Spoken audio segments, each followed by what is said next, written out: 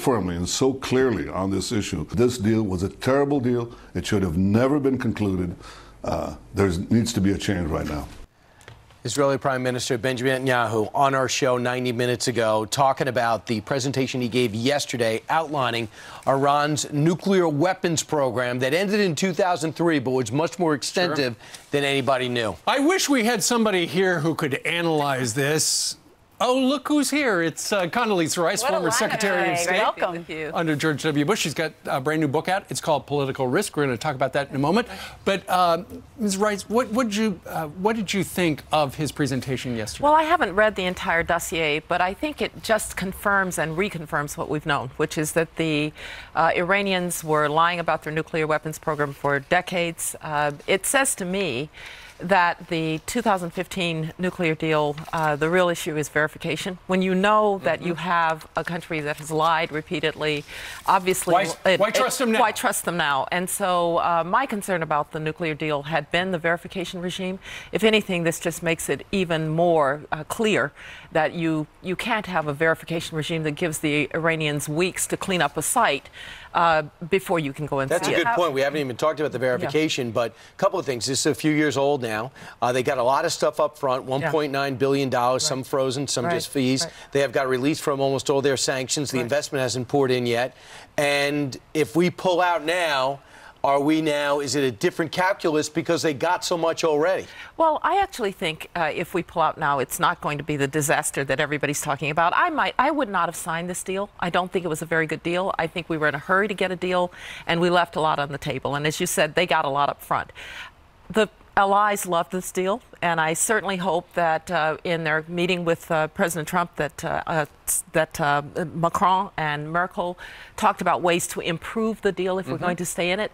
But if we get out of this deal, it's going to be just fine. The Iranians, I think, will try and stay in because they do want that investment eventually to start flowing. And by the way, the reason the investment isn't flowing is we still have sanctions on Iran because of terrorism. And that makes companies very wary of going into Iran and finding out all of a sudden that actually they were funding the IRGC. We had no idea. Right, exactly. So it sounds like you're in favor of pulling out of the deal. Well, I think I would have probably stayed in for alliance management purposes, but I have no argument if the president, if the president decides to pull out of the deal, I have no argument with that. Secretary, you know, people, the analysts on television, the pundits said when Donald Trump was referring to Kim Jong-un as a little rocket man, he's going to get us into a shooting war with North Korea. Fast forward to today, it looks like we are on the verge of something impressive. Well, possibly, although I will say the North Koreans have a tendency to do this. When they're under pressure, they come to the table, they make promises, and then they break the promises. I think I was the last Secretary of State to actually negotiate with the father. And so we have to be careful. But you have to give the administration a lot of credit for having turned up the heat on China by saying to the Chinese, look, we will defend the United States of America, even if it means using military force. And the Chinese are helping a lot. And the Chinese are now helping. We really did isolate the North Koreans more successfully this time. One of the things that people didn't notice, you remember when 20 countries expelled North Korean workers? Well, that was a source of hard currency to the regime. So all of a sudden, we did some things that were really very effective with the regime. And I have to tell you, the former Secretary Tillerson really does have a lot of credit for that. And I think current Secretary Pompeo is showing that he's going about this in the right way, planning the summit very carefully, because the North Koreans will exploit any loophole. And he, like you, when you were Secretary of State, went ahead right before he was confirmed and paved the way for the president to meet with Kim Jong-un. What advice do you have for our president when he does sit down with Kim Jong-un? Well, first of all, don't try to negotiate the details with Kim Jong-un. Leave that to people who understand all the nuances of this situation. There are other countries that have interest here. Japan, for instance, has interest here. South Korea, of course, has interest here. So that's the first thing. It really recognizes that others are at stake. Secondly, don't be anxious about moving American military forces.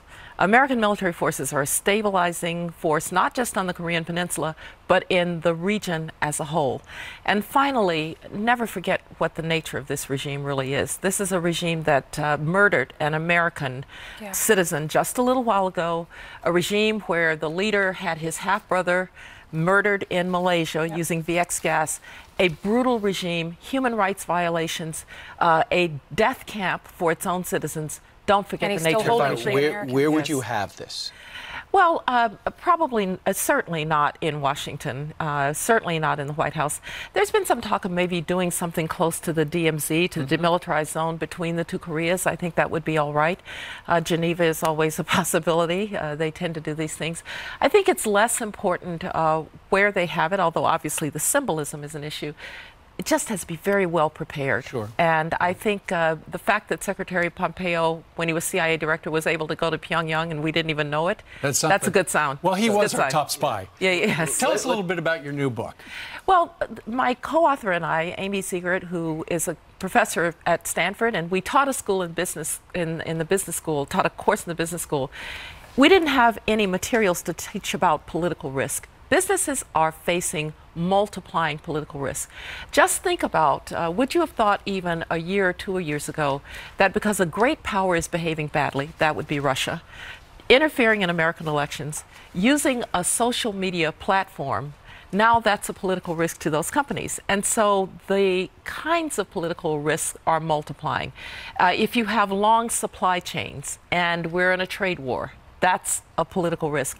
And oh, by the way, somebody with a cell phone can sink your stock price. Ask United Airlines about that. So it's so interesting because so now you're saying if you're a business person, don't shut off your political mind. Exactly. You have to get resources. So, for example, if someone comes out to the documentary at SeaWorld on Blackfish and you're invested in SeaWorld, it's a public company, that stock dropped. If you weren't paying attention to what this documentary could do, you'll lose a lot of money. And a low-budget documentary film. It took very little to make that film, and it almost crashed SeaWorld. And so CEOs, the top of the company, have to be constantly vigilant about this. You know, one of the problems with political risk is nobody ever gets praise for stopping something that didn't happen. Right? And so your political risk people sometimes you feel like they're crying wolf. Listen to them. Get them into the boardroom, get them into the C-suite, be personally responsible as a CEO for understanding the risk environment, because in this geopolitical environment, those risks are coming from multiple sources. In times like this, when you see the Iran deal up in the air and the North Korean thing there, do you want to be in the fray or glad you're not in the fray? I'm really glad to be a professor at Stanford again. And it's good to be able to comment on these things and help the American people understand them. But I'll tell you, people should recognize the pressures that the folks actually making these decisions face every day, and we need to thank them. I just want to say one other thing. That montage was thrilling, of that moment about Osama bin Laden. I was the National Security Advisor on September 11th, and I just want to say on this anniversary of his death, thank you, thank you, thank you to the men and the women who protected us for all of those years, and especially to those brave people who got him. And Gina Haspel has to defend her actions during that time in the CIA. What's your reaction to that? My reaction is, if you were not in a position of authority on September 11th, you have no idea the pressures that we faced to try and make sure that this country wasn't attacked again. I'm offended people are challenging. Walk a mile in our shoes and you'll understand some of the things that So you're almost offended when people are judging her? Well, I am offended that people who were not there and who didn't have to make the tough decisions now want to second guess. I think that, look, we're an open society. People can debate. There's nothing wrong with that. But the fine professionals who kept us safe deserve our praise, not our criticism. Check out her brand new book. It is called Political Risk. Condoleezza Rice, thank you very much for joining us. Pleasure to be with you. I'll talk to you more on radio. Got it. Okay. All right. Straight ahead on this Tuesday, Todd Pyro is live in West Virginia.